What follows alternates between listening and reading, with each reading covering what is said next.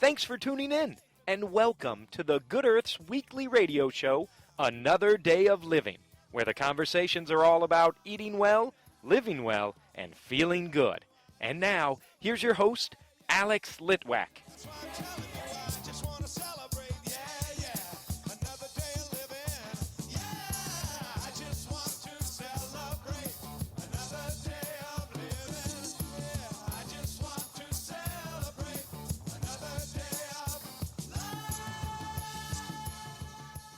Well, if you're going to talk about something sweet, you certainly want a sweet person with you to do it. And I've got Deb McClure-Smith here with me. Hi, Deb. Hi, Alex. Thanks for that lead-in. So we've talked about sugar. We've talked about fake sugars. I believe we've talked about honey on this show. We have never talked about this fabulous food, molasses. Yes, I know. We haven't talked about molasses. And molasses is one of those sweeteners. It's not a daily use type of sweetener unless you really like the flavor, because it does have a very deep, complex flavor. So, two types of molasses. There is Barbados and blackstrap. Both molasses are based on what is left after the maximum sugar has been extracted from sugarcane. So it's kind of a byproduct of the sugar production. But the upside to molasses is, since it is what is left over after all the sugar has been taken out, is that it has the essential vitamins and minerals left in it. Now, Barbados molasses is taken out earlier. The blackstrap molasses is what is left on the bottom of the barrel. Now, is the Barbados molasses a little bit sweeter then? Yes, it's a little sweeter, a little lighter. It's also lighter in color. So not as nutritious, though, but still a little bit lighter in flavor. What's the nutritional content of blackstrap molasses? Well, it truly has a lot of good nutritional value to it. It has high levels of B6. It has manganese, magnesium, potassium, iron, selenium, calcium, phosphorus. Some of the numbers are in 100 grams of blackstrap molasses, you're going to get 290 calories, 242 milligrams of magnesium, 1,464 milligrams of potassium. That's a lot of potassium. Yes, because a banana has, 90? Yes. So that's a lot. 4.7 milligrams of iron, 17 micrograms of selenium, 205 milligrams of calcium, and 31 milligrams of phosphorus. It's a superfood. Yeah, it is. And who would know that the sugar cane had that much nutrition in it? You wouldn't, because the way that sugar's done is they do strip it of all its nutrients, and then you're just getting, bad. Nothing? Yes, you're right. Exactly. Yes. Insulin overload is what you're getting. Yeah. But the cool thing about blackstrap molasses is some of its health benefits, and one of them is that it can help with PMS. The reason it does this is because a lot of women who have PMS are low in iron. Since blackstrap molasses has some iron in it, that can help with the PMS symptoms. It also has the magnesium and the calcium in it too, which are calming and beneficial for PMS. The magnesium, the manganese, and the calcium can also help with cramps. The B vitamins, the calcium and the magnesium, help fight stress. It has chromium in it so that it can help balance blood sugar. It has antioxidants so it can help fight free radicals and with a little bit of cancer prevention. It has lactic acid so it can help with skin and acne. It also helps with skin healing. The iron and the B vitamins in there can help with ADHD because the vitamins and the minerals support the nervous system and the brain function. It's also anti-inflammatory, so it helps with arthritis. The potassium helps lower your blood pressure and your cholesterol, so it can be good for your heart. So there's just a lot of key benefits to molasses. How do you use molasses? Well, that's a good question because that was my next point. Now, molasses at this time of year is a great thing to use because, of course, you can put it in gingerbread and ginger cookies and ginger snaps, things like that. So, molasses is used a lot around holiday time for cooking purposes. You can also put it in your oatmeal to use it as honey. It has kind of a wonderful caramely, bitter, sweet, very deep, complex flavor. You can use it in marinades, in barbecue sauces. Some people stir a little bit into their coffee. You can add 2 tablespoons of molasses to a half a cup of coconut sugar. Put it in your food processor and pulse it to blend it really well together and make a really healthy version of brown sugar. So that's another key use for it. Some people also even find they enjoy molasses in a cup of really hot water. Put a half tablespoon to a tablespoon of molasses in it, stir it to dissolve it, and some people will drink that. I used to do that. Yeah. Yeah, when I had a little bit of low iron, I would do the molasses in the hot water, and I loved it. Yes, it's not an unpleasant flavor. Now, you need to realize bottom line is molasses is still sugar. It's a moderate glycemic load, so it's medium in the glycemic index. It's not low or high, but it still is going to impact your insulin in your pancreas. So if you're diabetic, watch your sugar intake, or on a calorie restricted diet for some reason, molasses, you still need to be aware you don't want to overdo it. You also want to look for blackstrap molasses that does not have sulfites in it. A lot of these molasses add sulfites as a preservative. So read your labels, avoid the sulfites because those can be hard on our lungs, on our respiratory system. But other than that, including a little blackstrap molasses in your diet every day can have some key health benefits. And I think that if any of our listeners would like to make a baked good or two that included molasses and let us sample it, we would be most open to that. Yes, we certainly would. I think that's a very good idea. Thank you, my sweet friend, for filling us in on sweet molasses. Always my pleasure, Alex. Good to see you.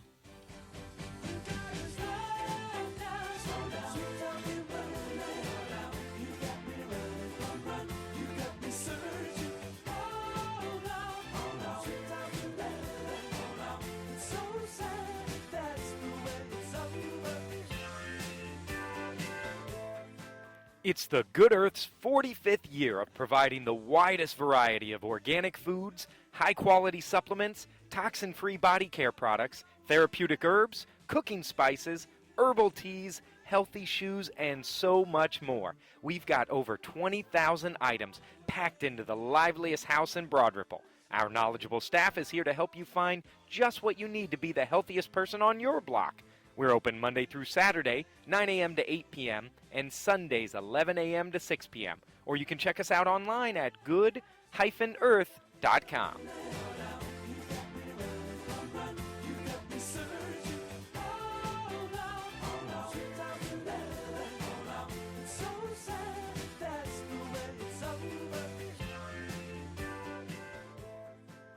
My friend Jim Poyser said I had to be honest about this. So we're recording this 2 weeks early on the most gorgeous fall day, sitting on the porch of the Good Earth overlooking the canal.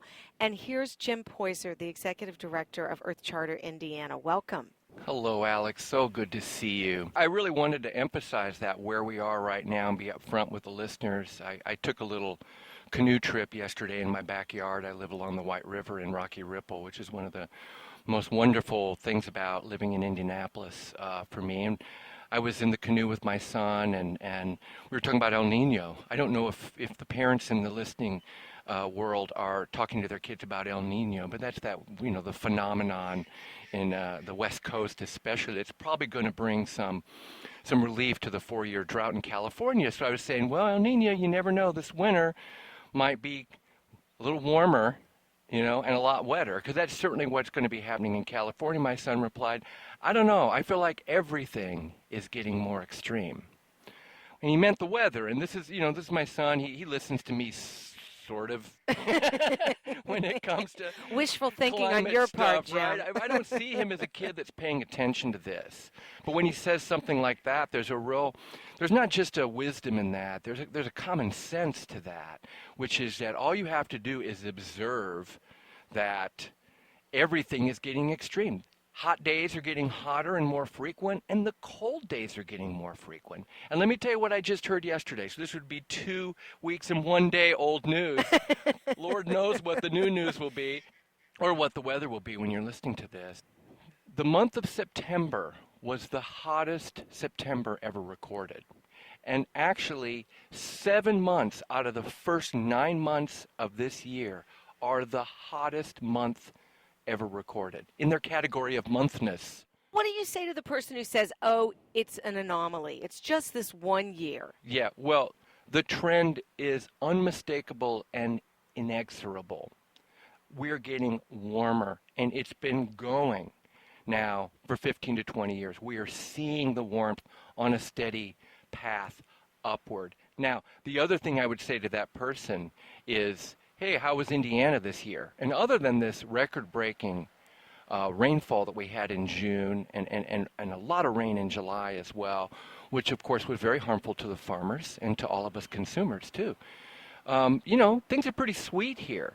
So what I want to say to everyone is pay attention, and pay attention on that larger global scale. It sounds like you want people to be concerned about their fellow human beings around the world. Well, I think when you are paying attention to things like the Syrian crisis and the refugee situation in Europe, you have to factor in the multi-year drought in Syria, where most of the livestock died. So you're looking at a drought-stricken country, and there's lots of factors involved in that, of course.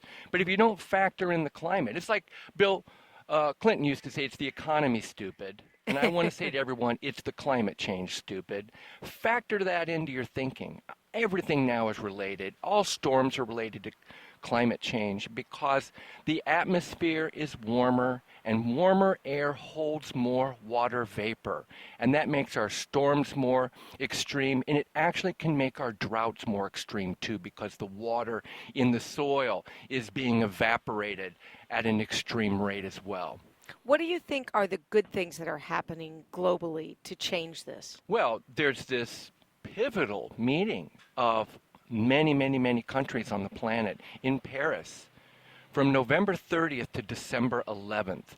Those are 12 days where countries are going to come together and get serious. There are no excuses left. There's been all this infighting for 21 years now among countries.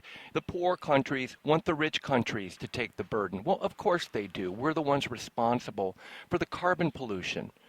But now all the poorer countries aren't so poor anymore, and they want to be middle class too, and they want to buy all the stuff that we have.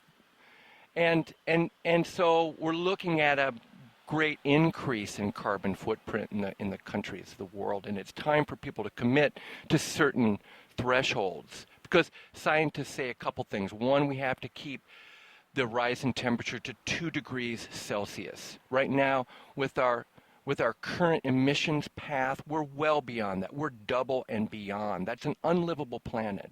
The other thing that scientists say is this is our last chance to make a dent in that temperature rise. If we can get everyone together, and India's made commitments, and China's made commitments, and so has the United States, especially in the form of the Clean Power Plan, which is an effort state by state by state to essentially hand it to the states and say, how are you going to get your levels down X percent? I think it's 32% is the current charge for states by a certain year to do it. So it's giving states a pathway to reduce their carbons. Here in Indiana, we are not getting support for the Clean Power Plan, not only from our governor, which is not that much of a surprise. He questions the science behind climate change anyway. But we're also getting pushback from the Clean Power Plan from Democratic Senator Joe Donnelly. For those of you who are listening who want to do something about this, educate yourself about the Clean Power Plan and contact Senator Donnelly and tell him that he should support the Clean Power Plan, especially as Obama's going to Paris, and it's going to be so important that the world understands that the people of the United States of America care about their grandchildren, and they want the world to be a livable place for their grandchildren. You think the political will is there? I think the political will be there if people get up off their butts and get in the game. And if we continue to have this paltry showing up at the polls, as you know, Indiana's last in the country in terms of the percentage of voters who actually show up to the polls, the percentage of registered voters. So if people would actually get up, I mean, there's lots of excuses to do nothing. I understand that cynicism. But at this point, you know, there's no excuses for the cynicism either. Let's show up. And of course, by now, the election's over and we don't even know who won. But, you know, how many people showed up is even more important to me than how many, you know, than who won what. Like, are people engaged in civics? We've lost that tradition here. It's very sad that people do not take their right to vote more seriously. Well, what it puzzles me about all of this, Alex, and I think I can explain it from the standpoint of basic comfort here in America. You know, I mean, our rituals and our ceremonies are so much about consumerism, right? And if you feel bad, go buy something. I mean, people have been saying this for decades. There's nothing new here. But when we learned that ExxonMobil in the 80s had understood that petroleum, oil, coal, fossil fuels was going to create climate change, they began a robust research process to actually dig in on the data. So in the 1980s, ExxonMobil said climate change is real, we're going to research this, and we're going to figure out how in the future we'll actually have customers. And guess what? They buried that research and began to lie and say that, oh, there's a lot of doubt around that climate change issue. Scientists are furiously debating whether it's actually happening or not. Could be natural. They actually started a campaign of lying. This is a story, a series of investigative stories that you can find in a wonderful, wonderful website called Inside Climate News. They won the Pulitzer for reporting last year. This is a bona fide, amazing investigative entity, and they've dug up this ExxonMobil stuff. Are you mad about VW and the whole emissions thing? That was going to be my next question. How mad are you on a scale of 1 to 10? How mad are you about that? I would say I'm a 12. You're a 12? Yeah. Okay, so how mad are you about ExxonMobil now that I've told you? Now, I know you'd have to dig in and read for yourself and make up your own mind, but I'm telling you, what so? How mad does that make you on a scale of 1 to 10? Well, first of all, I do trust you because I know you do the research, and I could go to that site, and I am sure I would learn a lot. I'm angry, and it's so reminiscent of other corporate debacles like the tobacco companies holding back on their research when they knew that cigarettes were going to cause cancer. What is wrong with corporate America that they cannot put the consumer first? It's such a puzzle because if there aren't customers, I mean, the tobacco industry is a direct relation, right? You're killing off your customers with the product that you're giving them. I guess you're hoping for a resurgence of new customers all the time, right? All the time. Well, the tobacco companies are doing very well internationally. Yeah. You know, some rates may be going down in the United States, but internationally they're picking up new customers all the time. But with VW, it's astounding that they thought they could get away with this. Yeah, it is astounding, and then my humble suggestion is at whatever level of anger you are about that, it should be 100-fold. ExxonMobil is a giant, vast corporation with enormous power. In the 1980s, if ExxonMobil would have said, you know what, this climate change is happening, we've done some research, you know what, we're going to start investing in solar panels, first of all. We're going to keep our corporate structure going and make our shareholders happy, but we're going to actually talk about climate change as the scientific reality that it is. And we're going to figure out how to help transition the United States away from fossil fuels and into renewable energy. They could have said that, but they didn't. They lied. And in a sense, they were more powerful and more important to this than any other single entity. Ronald Reagan or anyone, ExxonMobil, had the opportunity to, I'm going to say it, Alex, save the planet. Yeah, ExxonMobil's dead to me now. Yeah. I'm not going there anymore. No more candy bars from them. So we've talked globally. What's happening locally? Well, I was so excited that a group of climate scientists from around Indiana, 5 or 6 universities, all wrote a letter to Mike Pence. This was delivered in early October, and it basically said, there is no debate. The science is settled. Let's get to work, and we're here to help. In other words, the climatologists didn't say, you're an idiot, or you need to listen to this. I mean, they actually pledged their assistance as we move forward in planning for Indiana to have a resilient infrastructure, energy system, and food and water. What was Governor Pence's response? There was a statement from someone in his office who said that they would take the letter under consideration. I don't know that there's been a journalistic entity that has actually taken the letter and gone to Governor Pence to get a direct response to it. I haven't seen that. I haven't seen evidence of that particular. They're just getting a statement, which is a very sort of distant response. I can tell you right now, the waterfowl along the canal are not happy about the No. I thought they were laughing for a second, but they were like, you guys are out of your mind. We're going to survive this apocalypse, but you're not. Hear that? Yep. All right, so the climatologists are trying desperately to engage the governor and get him on the right path. Yes. Does it all rest with him? Well, a lot of it rests with our legislature, right? We have elected representatives from around the state. Many of them live in what I would say would be more conservative areas of the city. Through gerrymandering, we know that the system has been rigged, blah, blah, blah. So here's what you do, listeners. If you are in one of those rural communities and have the opportunity to talk to your neighbors about this, we have to change the narrative. The narrative right now, in the mindset of people who are not reckoning with the reality, the scientific consensus of climate change, the narrative is, it's not happening, or it is happening, but it's natural, or, those scientists just want to drive Lexuses around.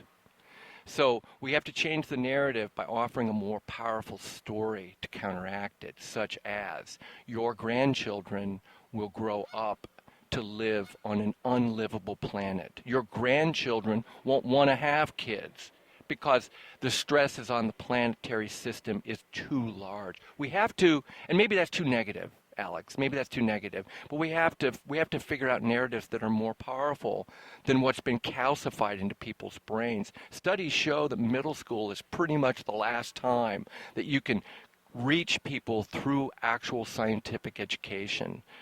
By high school, and beyond, the ideology sort of takes over. That narrative takes over, but minds are still open up until middle school, according to some studies I've seen. Well, then we definitely have to give up on the legislature because I don't think any of them are adolescents. Well, they can and sometimes seem to be. Let's get the conversation going here in Indiana. It's actually unacceptable for people to not pay attention to the most important thing ever, which is the preservation of this world. You are on target, and I hope that our listeners will take a little bit of this conversation and it will inspire them to take action. Yeah, I say pay attention, be positive, and do something. The do something could be something as small as refusing the straw. And I'm not kidding about that. Straws are like the bane of my existence. I go into a restaurant, I sit down, and somebody always brings me a straw in my water. Even if I say, please don't bring me a straw, they do it. Now, there are certain restaurants in Indianapolis, and we'll talk about this next time because I want it to be more official. But there are restaurants in Indianapolis with whom I'm working that are going to actually make the decision to stop giving out straws the minute someone sits down. Is this a campaign, Refuse the Straw? Refuse the Straw is actually a national, if not international, campaign. Hashtag Refuse the Straw. Look up the story of Milo, the 9-year-old kid in Colorado who started a straw-free campaign in his school that spread to the entire state of Colorado. All right, I'm game. Start small and then work from there. Start small, refuse the straw. Mm-hmm. We're on it. Jim Poyser, thank you so much for being a part of the show. Thank you always for a great conversation. Always a pleasure. As you take us anytime to show you what you need to live. Tell it to me slowly, tell you why I really want to know. It's the time of the season for loving.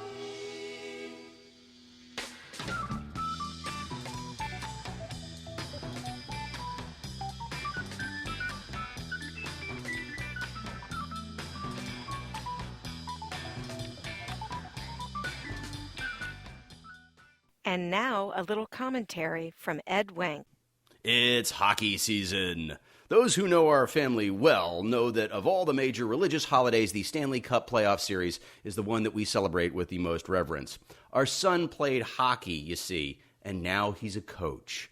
This is a great thing for me, this transition to coaching for my offspring. Here is why. I now have all of the rooting interest and none of the singular and painful empathy. Let me explain. I can go to a game, and if a kid blows a play, it's somebody else's kid.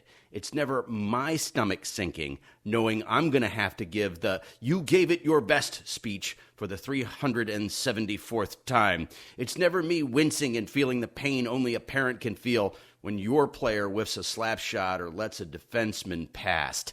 It's not your personal heartache when there's a blown assignment or a bad bounce lets a puck trickle into the net. Sure, I'm up and down with the team, but there's just enough distance between me and the players now. None of them are my blood. I don't have to shell out for the post-game medicinal pizza. I don't have to convince a single one of those kids that a loss isn't the sole result of a blunder by a single one of those kids. It's a team effort. I just get to put on a logo and cheer. When our son played, I was on the world's worst roller coaster. As you may have heard, hockey parents can be terrible. Luckily, I wasn't a yelling rage monster. Unluckily, that meant I was acutely aware of the yelling rage monsters both in the opponent's section and our own. Nothing is more moronic than an enraged hockey parent yelling at a kid who's on his kid's own team. Yeah, that's going to improve everybody's effort next time. I was in the camp who was consistently nervous, the group that hated when their children felt pain, and the psychological pain that comes with a costly mistake always seems more acute than a cut or a bruise somehow. Now it ain't my problem. I'm just a fan. And you know what else? When a kid breaks a $100 carbon fiber stick 5 minutes after he bought it at the pro shop, I don't have to replace it.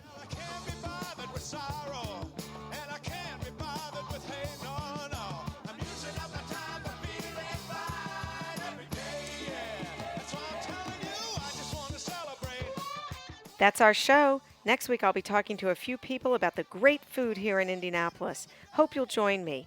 Don't forget to like us on Facebook, and remember that all of our shows are archived at anotherdayofliving.com. Thanks so much for tuning in. This is Alex Litwack. Have a great week. The happiest half hour of your day has been brought to you by the Good Earth Natural Food Company, keeping Indy healthy since 1971.